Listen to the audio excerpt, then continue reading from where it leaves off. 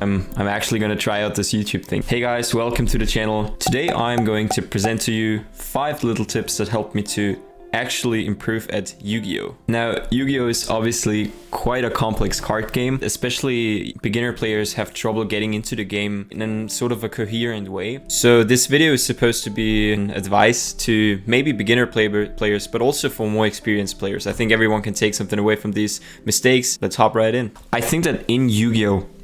Basically, we can divide the skill that is needed to play the game in 2 categories. One is maybe deck building, and the other one would be about technical play. These are 2 of the main aspects of the game. Today, we are going to focus on the aspect of technical play. I think this is the aspect that is easier to learn when you come into the game. Deck building is something that, honestly, even after 3 years of playing the game, I'm still very terrible at, so I cannot really give too many advices on this. But I think when it comes to technical play, this is something that you learn a lot by doing. I will give you some tips to hopefully improve this. Tip number 1 is going to be all about learning the rules. And what I mean by that is actually learning the rules. How do we learn the rules? I mean, there's not really a rule book for Yu-Gi-Oh!, right? Konami doesn't really support this for some reason, even though it's probably one of the most complex card games that's out there. In depth, this is really about understanding card texts, but actually understanding them. So in general, it seems like understanding card text is one of the less appreciated skills in Yu-Gi-Oh! But I feel like it can be really something that separates a good player from a great player. Now, there are basically 2 websites that you want to check out to enhance maybe your knowledge on this, or maybe you've never really read into it and you want to get into it. The one is all about PSCT and the other one is all about SEGOC. Now, these are obviously 2 terms that we have to kind of work on now. PSCT is a method of writing cards that Konami has introduced in 2011. So it's already been like 9 years since that it was implemented. And it was basically a way for Konami to make it easier for players to understand the cards. Because I remember in the past when I used to play Yu-Gi-Oh! When I was like 12, that cards were really complicated. Often you wouldn't know when cards targeted, often you wouldn't know when something of the effect was a cost.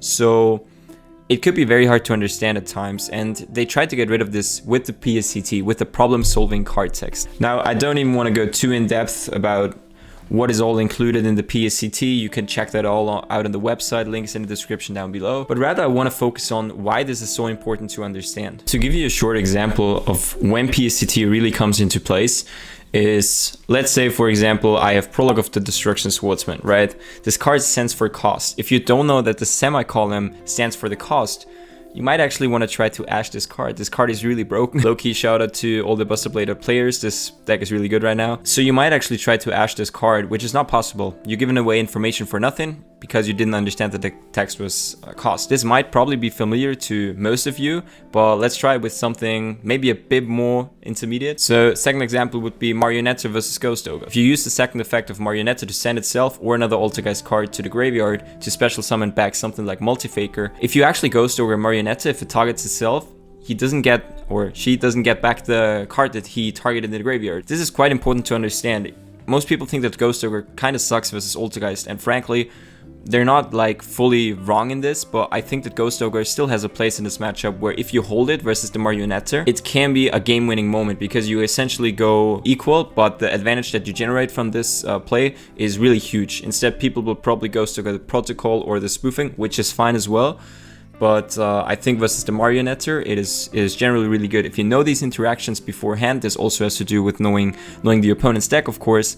But if you know these card texts really well, you will generate a lot of advantage from this. The second thing is simultaneous effects go on chain. This is basically the way trigger effects work, and it's basically how you build chain links. Building chain links, obviously one of the most broken mechanics in Yu-Gi-Oh! It is something that you can use to your advantage. If you read through this, you will understand a lot more about how chain links work and basically when your effects trigger, and will also clear up a lot of problems that you might have in your games where you don't know how chain links work, or maybe your opponent has an effect and you have an effect that both trigger in the graveyard at the same time. Now, obviously the turn player goes first, but if you know these things, like, it's going to be a lot more fluent, and these are the things that are going to help you out in the game. All right, that gets us to tip number 2. I believe that this tip is a lot easier to understand, obviously.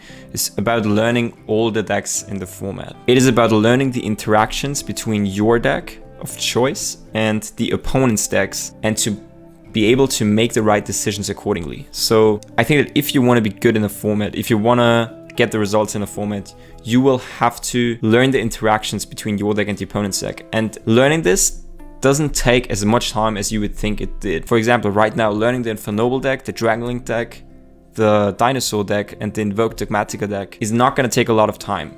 Hop on Dueling Book, get like any deck list from an LCS, test them in a solo mode for 1 match or 2 matches, then go on ranked DB or unranked, doesn't matter. Just go on there, play like 5 games, sort of get a hold of where the choke points of the decks are. Pretty much you just have to know where you have to interrupt the decks to stop them when they combo off, and what maybe some niche plays are that you could adapt to your style of play or your deck. For example, if you play Linkuriboh against Dinosaur, just know that when they have Lost World up, you can tribute the token that they give you of Lost World and get your Linkuriboh back on field. These are very important plays that you have to know if you want to be successful in a format. Tip number 3 already. Believe that this is a tip that helped me personally quite a lot. It was watching replays. And by that, I not only mean replays from the YCSs. I really am a fan of Dueling Book, and I believe that one of the best websites currently out there is YGO Scope if you want to improve at the game. YGO Scope is a website, link in the description down below of course, where you can type in any player name on Dueling Book and get the last 20 replays of them. So if you go on Dueling Book and you go on rankings, you can see the top 10 to 20 players, just type in their names on YGO Scope and watch their replays. This is one of the most important things for me, especially during the last months, that I did that really helped me understand certain interactions, get new ideas for new decks, see certain decks that are running around. But obviously also watching YCS replays, it will just help you quite a lot. For me personally, I think I've learned a lot about body language and when to slow down my plays, when to speed up my plays. If you watch these really great players do their thing in action, like, it sounds really weird and maybe a bit cringy, but the way they hold their cards, the way they lean forward when the opponent does something, the way they bluff, the way the way they show their poker face or something. Not only for the body language though, also for obviously technical plays. For example, if you looked at the YCS London 2019 top 4, you will never activate a Foolish Burial or any card in the permanence column again. Shout out to Dinkum Fam, he's obviously a great player, but these are the things that you will take away from these games, and I think just watch a lot of them and you will just naturally improve. Quite uncommonly, I would like to recommend a book as number 4. The book is called Road of the King by Patrick Hoban. This book has changed my perception of the game in some aspects, and 2 of them stood out for me in particular. In an earlier chapter, Patrick Hoban talks about your role in the game, and as he says, games are often decided long before either player's life points reach 0.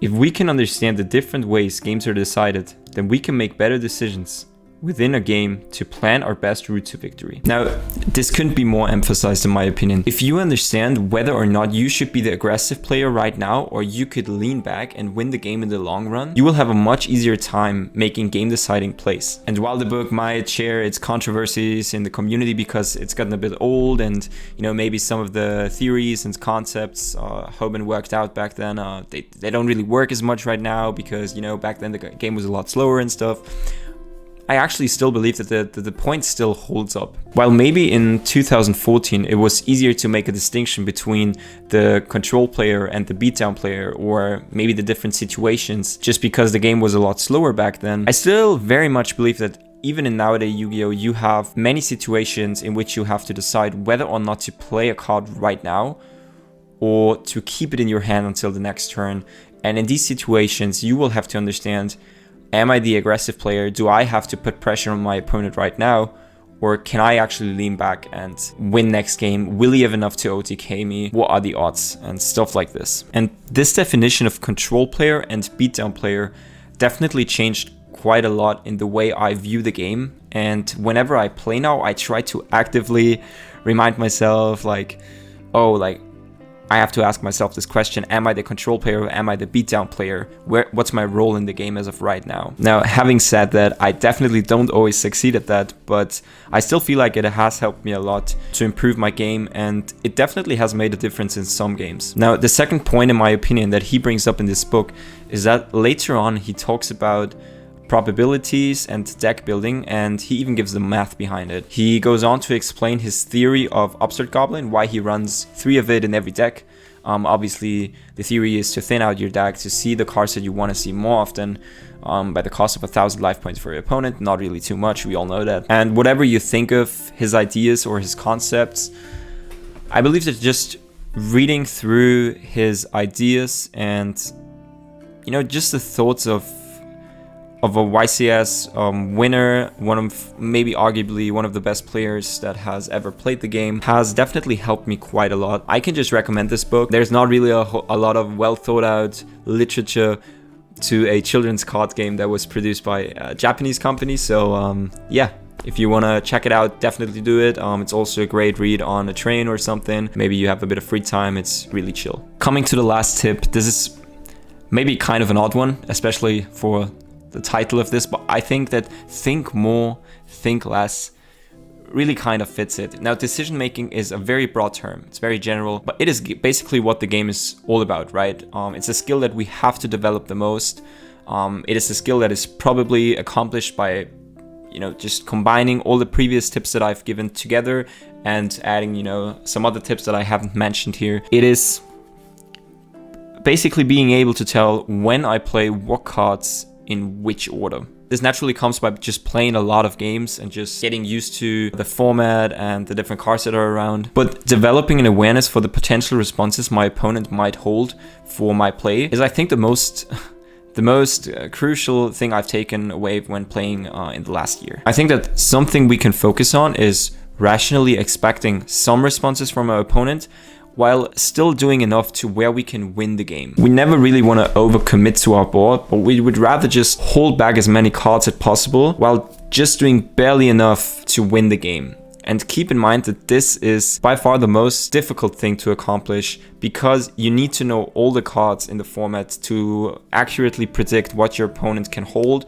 and to be able to expect all of the possible responses that your opponent might have. And I believe that this is the reason why a deck like Prank Kids in 2018, piloted by Dinkabui, could win a whole event. It's because the best player are so good at decision making that basically the only thing that can set you apart from the competition is playing a deck that plays cards where most of your opponents will not be able to predict anything that you do, and that they will therefore struggle to respond accordingly. So why think more, think less? For me personally, there have been a lot of situations where, you know, sometimes I just put too much thought into the responses my opponent could hold. For example, I would literally have game, but I would think about, okay, what if he has Gamma? What if he has Nibiru? What if he has Impermanence? What if, you know, what if he top deck the 3 of in his deck? What if he top decks the 1 of, then I lose and then my plan is shattered?